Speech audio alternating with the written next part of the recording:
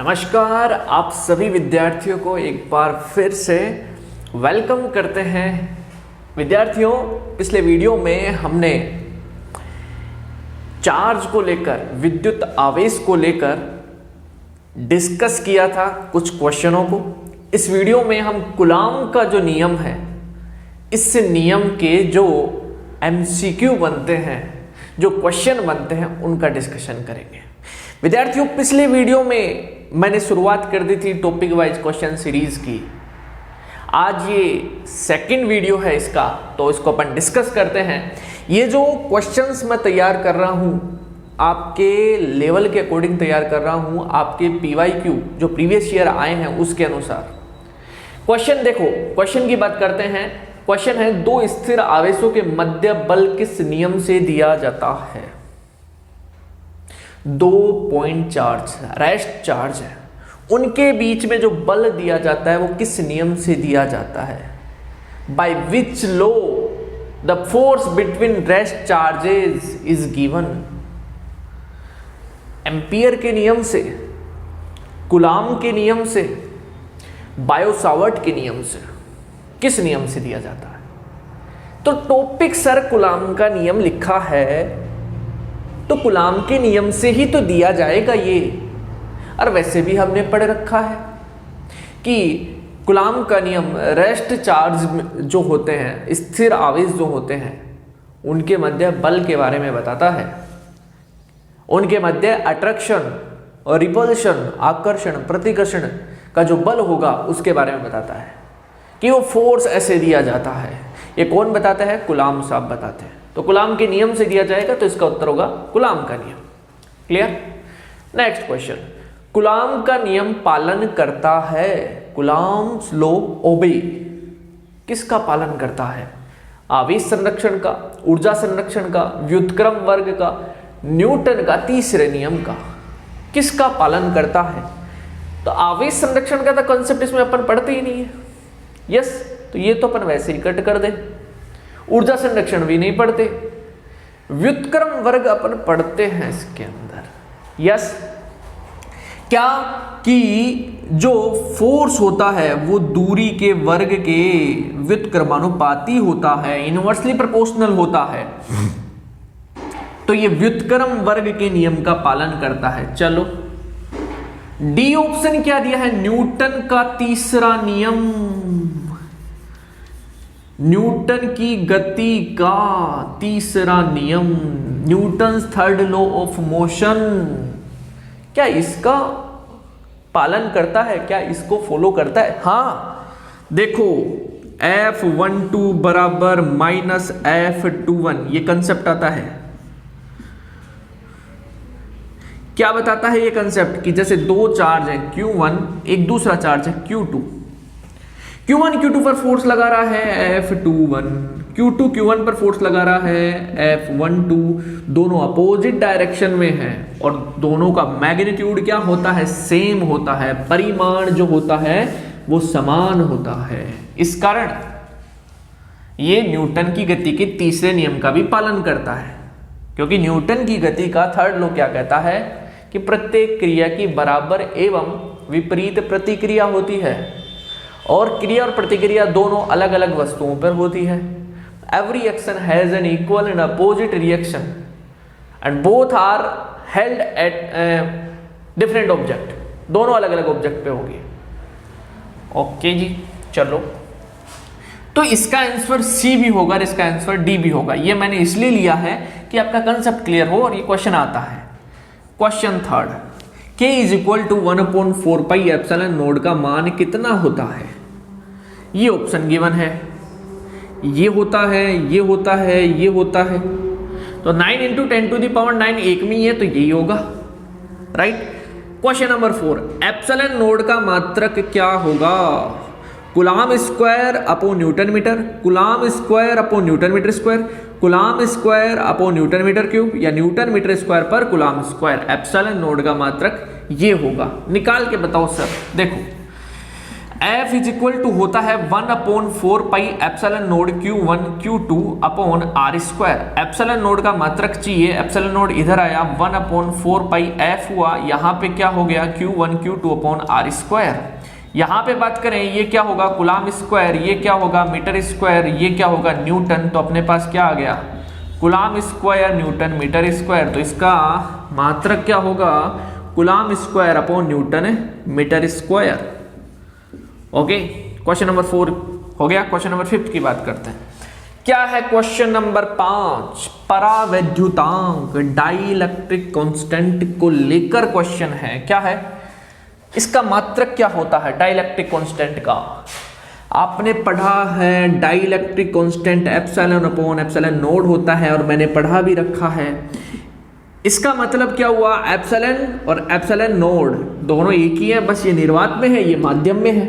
तो इसका मात्रक आएगा फिर इसका मात्रक आएगा, दोनों कट जाएंगे तो मात्रक आएगा क्या नहीं आएगा, मतलब मात्रक नहीं होगा। मात्रक नहीं होगा तो इसमें मात्रक दे रखा है, इसमें भी दे रखा है, इसमें भी दे रखा है, इसमें क्या नन, इनमें से कोई ऑप्शन नहीं, यानी यही होगा क्योंकि इसका मात्रक नहीं होता है। क्वेश्चन नंबर 6 की बात करते हैं। देखो क्वेश्चन नंबर 6 क्या है, दो आवेशों के मध्य चालक प्लेट रख दी जाए तो बल कितना होगा। क्या है, दो आवेशों के मध्य चालक प्लेट रख दी जाए तो बल कितना होगा। A conducting plate is placed between two charges, then force बताओ, तब फोर्स कितना होगा, ये क्वेश्चन है। जीरो इनफाइनाइट परिभाषित नहीं, घट जाएगा, क्या होगा जीरो होगा, इनफाइनाइट होगा, या डिफाइन नहीं कर सकते, या फिर डिक्रीज होगा। देखिए प्लेट कैसी है, चालक कंडक्टिंग प्लेट है। कैसी प्लेट है, कंडक्टिंग। पहले वो कहां पे थे चार्ज, हवा में थे, निर्वात में थे, तब अपने पास फोर्स क्या लग रहा था, जैसे दो चार्ज थे के Q1 Q2 upon r square, यानी 1/4 pi epsilon naught Q1 Q2 upon r square लग रहा था।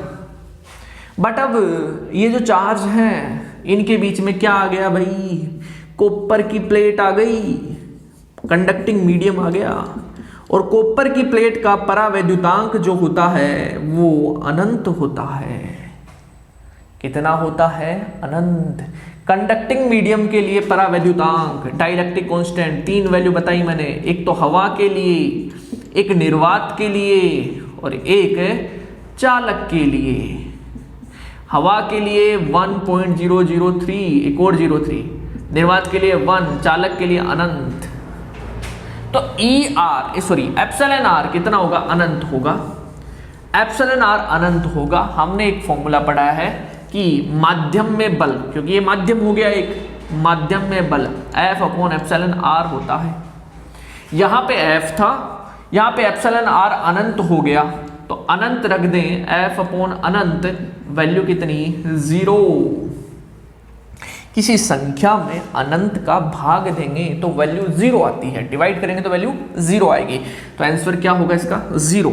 यहां पे देखें है क्या, 0, ऑप्शन ए राइट। क्लियर। अच्छा, अगले क्वेश्चन की ओर मूव करें। देखिए अगला क्वेश्चन है क्वेश्चन नंबर 7। क्या है क्वेश्चन नंबर 7, एप्सिलॉन नोड की विमा पूछी है अपने को, क्या डायमेंशन होगी एप्सिलॉन नोड की। और मैंने डायरेक्ट याद करने का तरीका बता रखा है एप्सिलॉन नोड को लेकर। एम रखो, ए रखो, एल रखो, टी रखो, 1 2 3 4 रखो, -1 + 2 -3 + 4, ये होगा एप्सिलॉन नोड की विमा। क्लियर है, यस। नहीं सर हमें तो ऐसे नहीं, आप निकाल के बताओ। निकालते हैं। देखो एप्सिलॉन नोड का मात्रक कितना, कूलम स्क्वायर पर न्यूटन मीटर स्क्वायर। कूलम का हो गया 80 यानी A2T2, mLT -2, मीटर का L2, बताओ क्या आ गया, m -1 आया, L 2 और 1 3 -3 हुआ क्या, राइट। T -2 ऊपर गया, T +4 हो गया क्या, 2 2 4 हो गया। ए कितना आया, पहले से 2 था तो मैंने भी तो यही लिखा m-1 a2 l-3 t4, ये इसकी डायमेंशन आती है, क्या आती है, वीमा। क्लियर। नेक्स्ट अगले क्वेश्चन में मूव करते हैं। देखिए अगला क्वेश्चन ये हो गया क्वेश्चन नंबर 8। दो बिंदु आवेशों की मध्य दूरी को आधा कर दिया जाए तो नया बल होगा यदि पुराना बल F है। क्या है, दो बिंदु आवेशों के मध्य की दूरी को आधा कर दें। Distance between 2 point charge is half, then the force will be if the old force is F, पुराना बल F है, तब नया बल क्या होगा, आधा होगा, 2 गुना होगा, 4 गुना होगा, 16 गुना होगा, ये है। तो निकालते हैं सॉल्यूशन, करते हैं सॉल्यूशन। देखिए क्या कर दिया, दूरी को आधा, हमें पता है F is proportional to 1/r² होता है। दूरी को आधा किया मतलब ये r/2 क्या हो गया, F is proportional to 1/r/2 का स्क्वायर। आगे सोल्व करें तो 1/r²/4, 4 ऊपर गया, ये आया। क्या देख रहे हो, 4 टाइम हो गया, क्या 4 गुना हो गया, क्या 4 गुना हो गया, ऑप्शन सी। क्वेश्चन नंबर 9 देखिए, क्वेश्चन नंबर 9 क्या है, क्वेश्चन नंबर 9 है दो समान बिंदु आवेश r दूरी पर रखे हैं, इन आवेशों को 2 गुना कर दें तो कूलम्ब बल बताओ। दो समान बिंदु आवेश हैं, समान Q1 ये Q2, both are same, Q1 Q2 is equal to Q। आवेशों को 2 गुना कर दें तो कूलम्ब बल बताओ। हमें पता है F is proportional to Q1 Q2, और तो कुछ चेंज किया ही नहीं, यानी Q1 Q2 सेम है, यानी F is proportional to Q²। क्या किया, आवेश को 2 गुना, Q की जगह 2Q रखो, 2Q रखो, स्क्वायर किया, क्या आया 4Q²। क्या देख रहे हो, पहले के कंपेयर में 4 गुना, पहले के कंपेयर में 4 गुना। क्लियर है, ठीक है। ये क्वेश्चन नंबर 9 था। बस ऐसे क्वेश्चन आते हैं, हमें पता होना चाहिए फॉर्मूला क्या है, कैसे लगता है, और फिर क्वेश्चन आसान ही होते हैं। देखिए क्वेश्चन नंबर 10 लास्ट क्वेश्चन, दो आवेशों के मध्य 5 परावैद्युतांक का तेलीय पदार्थ रख दें तो बल क्या होगा यदि प्रारंभ में बल 10 न्यूटन है। क्या बोल रहा है, इनिशियली फोर्स बता रखा है, ये एयर में दे रखा है 10 न्यूटन। ओके, अब क्या किया है, दोनों चार्जेस के बीच में इसने एक डाइलेक्ट्रिक मीडियम रख दिया, और ये डाइलेक्ट्रिक मीडियम कैसा है, तेलीय है, ऑयली मीडियम है, जैसे तेल ही रख दिया, जिसका डाइलेक्ट्रिक कांस्टेंट 5 है, परावैद्युतांक कितना है 5। पूछा है बल बताओ, इस सिचुएशन में फोर्स बताओ क्या होगा। ये Q1 है, ये Q2 है। इन द सिचुएशन फर्स्ट, पहली सिचुएशन में एयर की बात कर रहे हैं, हवा की, क्या होगा कि Q1 Q2 अपॉन r², यानी 1/4 pi epsilon not Q1 Q2 upon r² होगा। जब मीडियम आपने चेंज कर दिया तो हमें पता है F मीडियम का फॉर्मूला क्या होता है, F अपॉन एप्सिलॉन r होता है। F कितना, F कितना, F ही है, नहीं F दे रखा है 10 न्यूटन, 10, एप्सिलॉन r कितना 5, तो मीडियम में कितना हो गया 2 न्यूटन, आंसर आ गया 2 न्यूटन। सर इसके ऑप्शन नहीं दिया आपने, हाँ नहीं दिया मैंने ऑप्शन, लेकिन वैसे सोल्व कर लिया ना। फॉर्मूला बस ये है, F का वैल्यू 10 था, एप्सिलॉन r का वैल्यू 5 है, 2 न्यूटन आ गया मीडियम में। ये अपने पास 10 क्वेश्चन थे कूलम्ब के नियम को लेकर। इस टाइप के ही क्वेश्चन अपने से पूछे जाते हैं, प्रीवियस ईयर मैंने देखे हैं BSc नर्सिंग के, कोई ज़्यादा हार्ड क्वेश्चन नहीं आते हैं।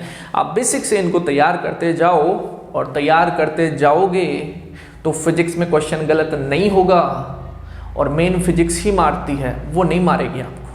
क्लियर है, मिलते हैं नेक्स्ट वीडियो में।